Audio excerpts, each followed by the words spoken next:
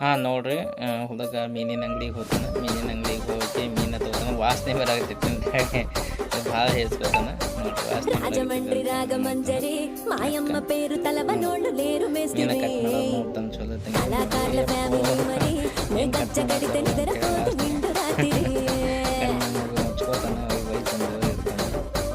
ಮತ್ತೆ ಹೆಂಗೆ ದೂರ ಇಟ್ಕೊಂಡು ಇರ್ತಾನೆ. ಅವ್ರು ಅವನ ಕೈ ಕೊಟ್ಟರೆ ಅವ್ರು ಅವನ ಎಲ್ಲ ರೆಡಿ ಮಾಡ್ಕೊಂಡು ಮಸಾಲೆಗಳೆಲ್ಲ ಹಾಕಿ ಎಲ್ಲ ಅಡುಗೆ ಮಾಡಿ ಮಸ್ತ್ ಇವಾಗ ಏನು ಹಾಕಿಸ್ಕೊತಾನೆ.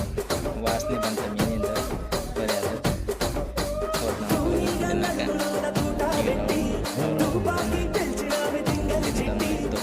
ತಿನ್ನಕ್ಕೆ ಮಸ್ತ್ ಇದೆ ಅಂತಾನೆ.